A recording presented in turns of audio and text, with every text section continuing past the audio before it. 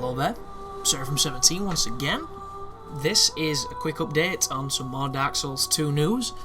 As you know, I'm trying to cover all the breaking moments, all the information, and represent it on my channel as best as I can, so that people can get this, get excited, and help the wait for Dark Souls 2. And the news I'm presenting here is going to be a couple of links to some Reddits, some Dark Souls Reddit pages, and I'm also going to put a link in the description to some handy cam, shaky cam, ninja cam footage captured by a very brave soul on the floor at Comic-Con, this year's SDCC, I think it is.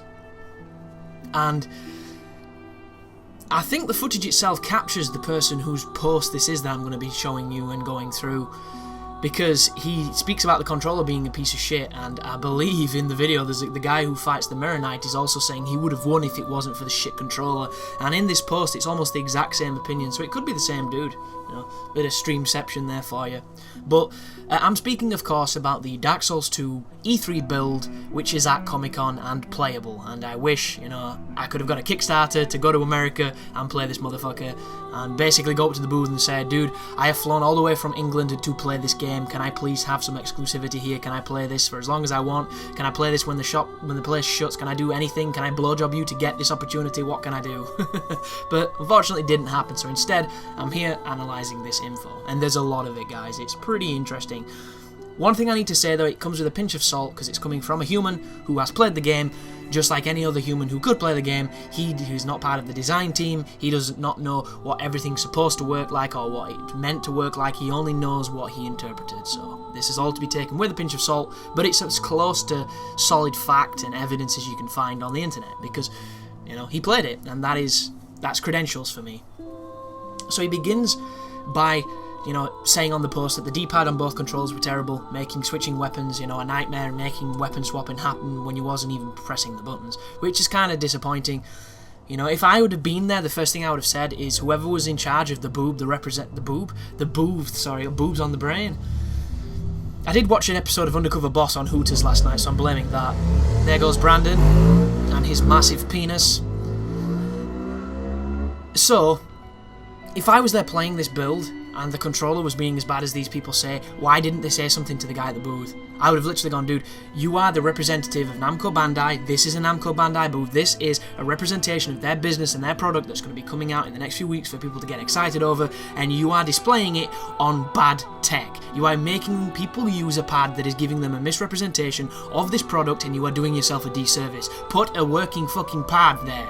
My god, this is easy. This is easy stuff. How the hell this doesn't work, I don't know. But the first thing he's put is every action feels a bit more weighty. You're committing more to each movement, which I think from the gameplay footage that we've seen, the game looks significantly slower. We all kind of know that one. You are no longer invincible during any special animation like opening doors or entering bonfires. Well, technically, you were never invincible when you were entering a bonfire, because anybody who's been in the Undead Burg long enough will have sat at that bonfire and been shot by the crossbow guy while they're doing it.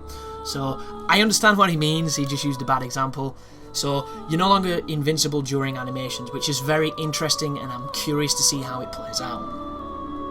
He says, Magic has been expanded. Each spell now has a weak and strong attack. That is amazing. Weak and strong attack in Magic, two differing attacks, and some are even chargeable, so you're now able to charge up some spells. This is the kicker, this is the bit that got me really excited. Two-handing Catalysts also changes the spell somewhat. That piece of information right there is just... This is where I have full faith in Dark Souls 2, because there's a lot of people thinking it's not going to be as good, a lot of people thinking it's going to fail. Regardless of what it does, they're trying different things and they are expanding on an already pretty complicated system, and it makes me so exciting for the diversity that we're going to see in PvE and PvP.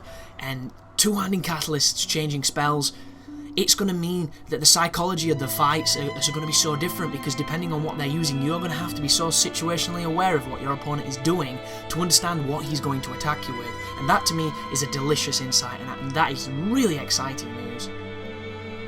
So this is a good one too. When you're targeting someone, you're no longer restricted to attacking directly at them, which is essentially a soft lock as opposed to a hard lock. And he gives an example here as it put him off, because he says he tried to back up and then heavy attack, and he attacked backwards. So this is something that a lot of players have been asking for a long time, and me myself have thought about quite a lot. Just this notion that the difference between unlocked and locking on is too slow. The unlocked movement and flexibility is so much better than the locked on flexibility, but you don't have the lock on, so you're vulnerable to the backstabs. With this system, it makes me wonder if there's two different lock-ons. You know, if one is a soft lock, one is a hard lock, if you'll be able to manipulate between them both. If it's just a single soft lock, like it says, or like it seems, what this also means is attacks are going to be a lot more skillful now, because the lock-on is not going to compensate for you, it's going to be entirely down to you.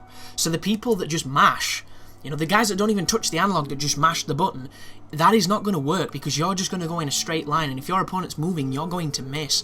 And with the same logic, anybody who plays unlocked knows for a lot of moves, you're manually aiming them anyway, and for a lot of times with lag and latency, you're getting dead angles from it, so it's a good habit to get into. But what this is going to enable is for the people that are already good at unlocked play and are good at aiming their attacks after rolls and you know, things like that, they're going to be able to adjust to this lock-on system a hell of a lot quicker than the people who can't, who don't do these things, who rely on it. So it's going to definitely make just the standard combat much more difficult, but at the same time much more rewarding for putting in the time and having that experience and knowing how it works and knowing how to use it. So for the people that love mechanics and love, you know, really delving into the subtle nitty-gritty of games, it's going to be delicious, and that to me is one of the most exciting factors on this list so far.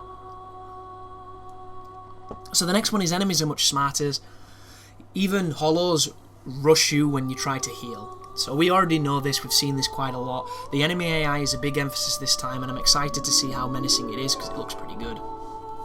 He says here, the Mirror Knight summons are weak, easily killable with a single greatsword attack, but they distract away from the boss himself, which can get dangerous.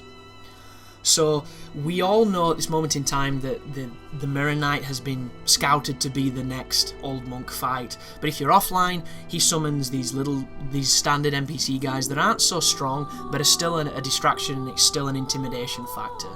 So they can be killed, which is good news.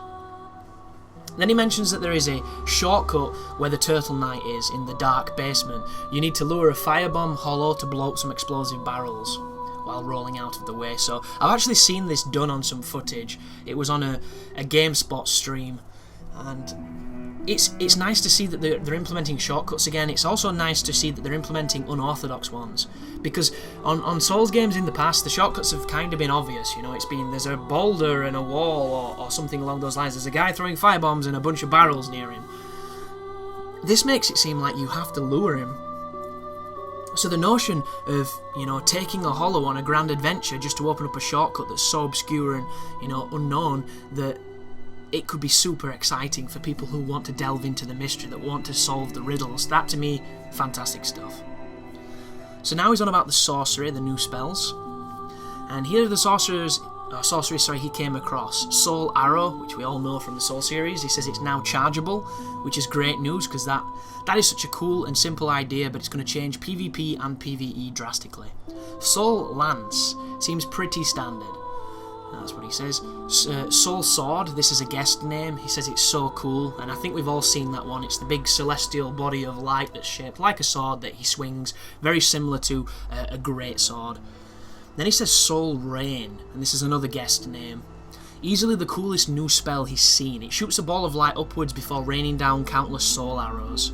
However, it has issues with low ceilings, which we all know the trouble with geometry in Dark Souls games. But the thing that this reminds me of is the Manus magic. You know, the one where he puts the catalyst in the air and it all rains down at you? It reminds me of that, so that's a cool notion. So this is another guest name. He's called it Flame Toss. One of two spells, seems to fire at an angle, so it always hits walls instead of enemies. So that might be something that needs fine-tuning, or it might be a very situational based spell. And then the next one is Fireball, a straight shooting fireball that explodes. And this is the bit that got me excited. The explosion hurts you too, so watch out. So boom, immediately. Pyromancy spells that have repercussions against the caster. Not only does that make it so much more about strategy, but it also means that some fights, some ganks, some situations are going to be so tense because of these moments where you nearly die, they nearly die. It's on the cusp, and you come out somehow and win. So that, I'm so excited for that. It's going to make, Darkside Mind's Eye's video a hell of a lot more interesting if he chooses to do his pyro, Great Scythe stuff again on Dark Souls 2. But then he speaks about miracles. He says the talisman was very interesting because it sort of looks like a mace, a kind of small mace, which, the talismans have always looked kind of flimsy, like something that you'd hang from your keys. So it's nice to see that they're getting, just something that's more fitting for such a damaging implement. So then he says regeneration, a prayer-like spell that slowly regenerates your health. He couldn't find any standard healing on the Temple Knight, so I'm not too sure how that bears in. I think he's just mentioning that he was using the regeneration spell because there was no standard healing for him, which kind of balances out. Then we've got an unknown spell that he couldn't figure out what he did. He said the symbol looked like a body with a ring around it.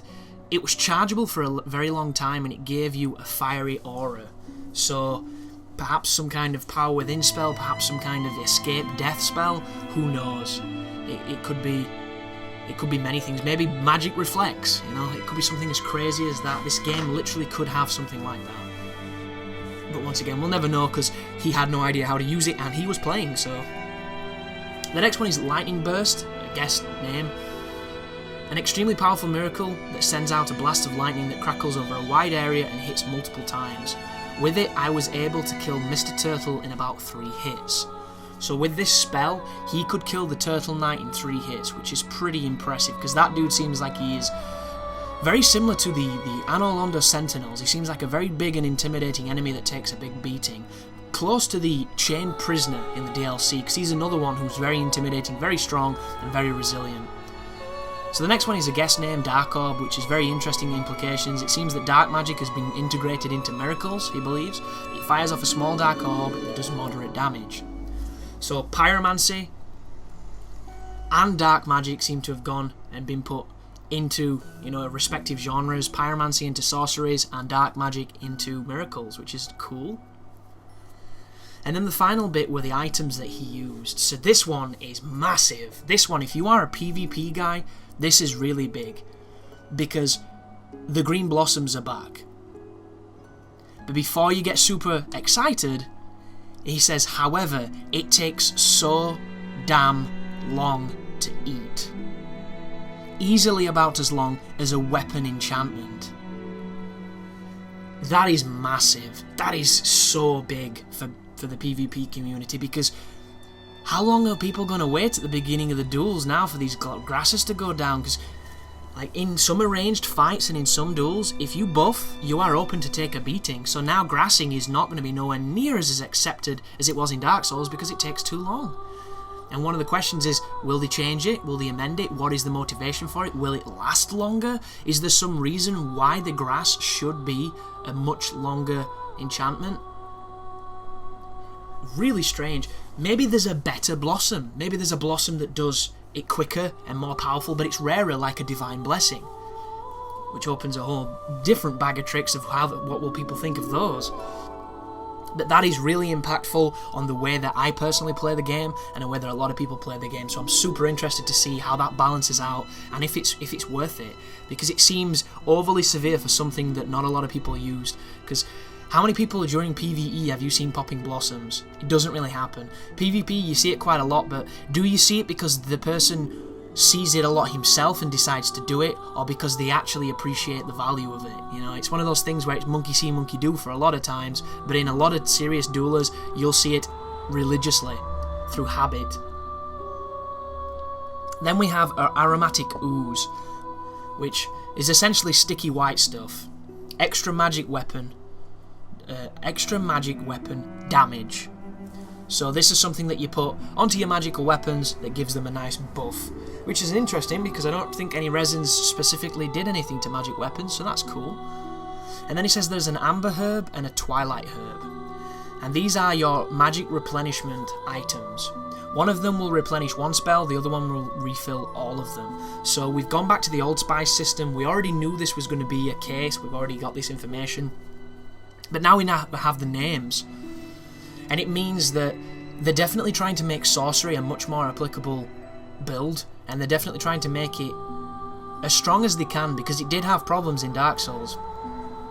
Will it be overpowered? I'm not too sure, but it's definitely more viable, purely because you don't have to hit a bonfire to replenish things. And if you were hosting somewhere, you were going back to the bonfire so much, it became a pain in the ass. So, all in all, pretty good news. And I've just got to thank the guy for posting it, which is a dude called MKF Shard. Thank you very much, brother. And the guy who's put the footage up in YouTube, I want to thank him as well. I've commented on his videos. I can't remember his name. I will link him in the description. But yeah, from SDCC, we've got quite a lot of information on Dark Souls 2, and hopefully in the coming months we'll get even more as it goes to other events, or it just gets revealed. Maybe there's going to be a multiplayer reveal, we just don't know. But what you do know is when I learn about it, I will cover it and I'll bring it to you. So thank you for watching, and you take care now.